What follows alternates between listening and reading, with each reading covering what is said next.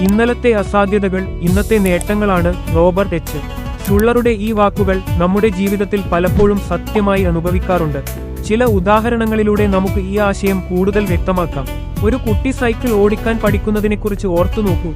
ആദ്യത്തെ ശ്രമം എത്ര ബുദ്ധിമുട്ടുള്ളതായിരുന്നു. വീഴ്ചകൾ, മുറിവുകൾ, ബാലൻസ് കിട്ടാത്ത അവസ്ഥ എല്ലാം ഒരു അസാധ്യത പോലെ തോന്നിയിരിക്കാം. എന്നാൽ നിരന്തരമായ പരിശീലനത്തിലൂടെ വീഴ്ചകളിൽ നിന്ന് പാഠം പഠിച്ച് കുറച്ചു നാളുകൾക്കു ശേഷം അവർ സൈക്കിൾ ഓടിക്കാൻ പഠിക്കുന്നു. ഇന്നലെ അസാധ്യം എന്ന് തോന്നിയത് ഇന്ന് ഒരു സാധാരണ കാര്യമായി മാറുന്നു. പൊതുവേദിയിൽ സംസാരിക്കാൻ പേടിയുള്ള ഒരാളെക്കുറിച്ച് ചിന്തിക്കുക. ഒരു വലിയ ആൾക്കൂട്ടത്തിനു മുന്നിൽ സംസാരിക്കാനുള്ള ചിന്ത പോലും അവരെ ഭയപ്പെടുത്തുന്നു.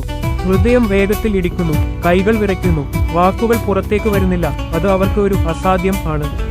എന്നാൽ അവർ പരിശ്രമിക്കുന്നു. ഒരുപക്ഷെ ചെറിയ ഗ്രൂപ്പുകളിൽ സംസാരിച്ചു തുടങ്ങുന്നു, അല്ലെങ്കിൽ അഭിപ്രായങ്ങൾ പറയാൻ ശ്രമിക്കുന്നു. ക്രമേണ ആ ഭയം കുറയുന്നു. ഒടുവിൽ അവർ ഒരു വേദിയിൽ ആത്മവിശ്വാസത്തോടെ സംസാരിക്കുന്നു. ഇന്നലത്തെ അസാധ്യത ഇന്ന് അവരുടെ ഒരു നേട്ടമായി മാറുന്നു. ഒരു സാധാരണ കുടുംബത്തിലെ ഒരാൾ ഉയർന്ന വിദ്യാഭ്യാസം നേടാൻ സ്വപ്നം കാണുന്നു. സാമ്പത്തിക ബുദ്ധിമുട്ടുകൾ, തിരക്കുകൾ, സമയമില്ലായ്മ എല്ലാം അവർക്ക് ഒരു അസാധ്യത പോലെ തോന്നാം.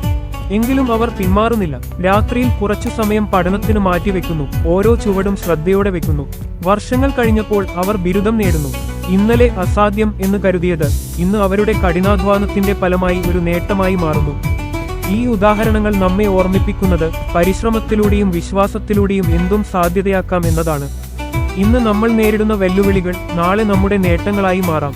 ഇന്നലത്തെ അസാധ്യതകൾ ഇന്നത്തെ നേട്ടങ്ങളാണ് എന്നത് ഒരു പ്രചോദനമാണ്, പ്രതീക്ഷയാണ്.